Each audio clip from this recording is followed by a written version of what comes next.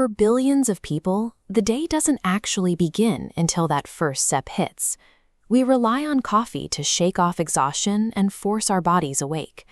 But caffeine doesn't actually create new energy. Once it reaches your brain, it blocks a chemical called adenosine, the messenger molecule that tells your nervous system it's tired. You aren't awake. Your exhaustion is simply hidden from you. Modern life demands a relentless, fast-paced rhythm. To keep pace, we reach for chemical tools to alter our baseline reality, forcing our brains to fire faster or quiet down on command. Yet no psychoactive substance actually creates new energy, peace, or emotion. They simply hijack the biological networks you already have, squeezing them for everything they currently hold. Every chemical high is a transaction. You never get something for nothing. You are always borrowing out of the reserves of your future self. We often crave total focus and boundless motivation. To get it, humans turn to stimulants, chemicals like nicotine, cocaine, and methamphetamine.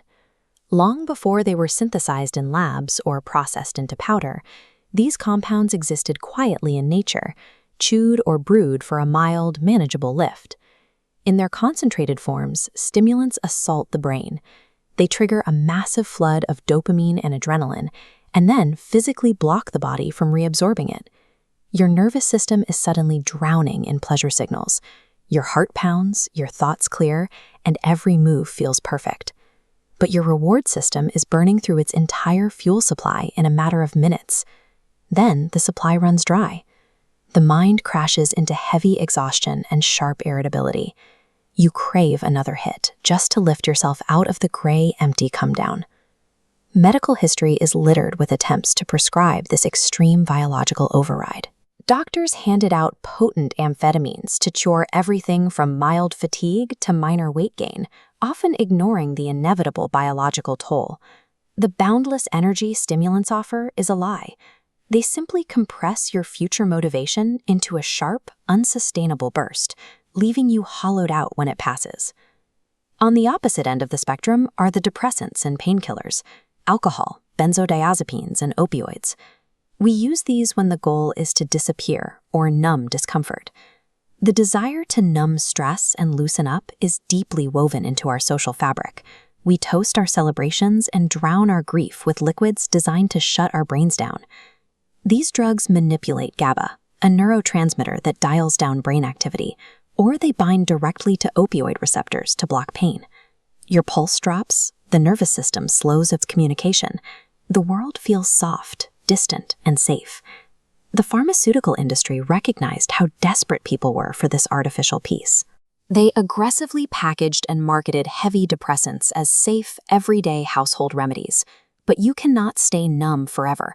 When the drug wears off, the brain rebounds aggressively. Anxiety, muscle pain, and insomnia rush back in. When withdrawal hits, every nerve screams for the missing chemical. Depressants do not cure your anxiety. They ensure it returns stronger. They trap you in a cycle where peace only exists in the brief, shrinking windows between your cravings. Then there is the pursuit of empathy and profound insight. Hallucinogens and empathogens, like MDMA and LSD, promise a deep connection to the people and the universe around us. They achieve this by hijacking serotonin receptors, particularly the 5-HT2A receptor, which regulates mood and perception. The chemical completely rewires how your brain processes reality.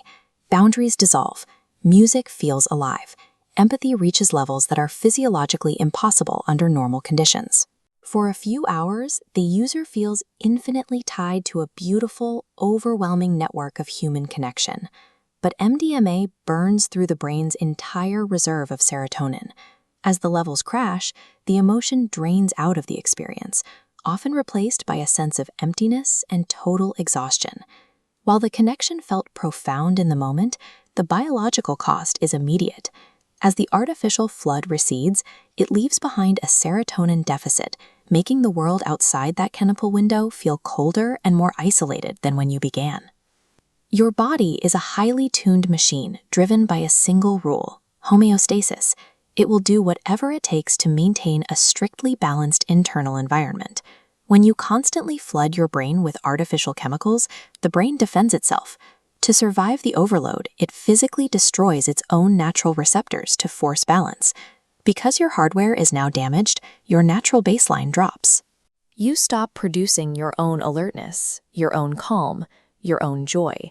You need the drug just to feel a normal, flat baseline. You cannot permanently cheat your biology. Pushing the scale too far in one direction inevitably results in a systemic failure of the entire mechanism. This is the ultimate cost of the transaction. The very chemicals used to manufacture a peak eventually erode the natural systems that create satisfaction. In the end, you are left with a brain that has forgotten how to find its own warmth without help.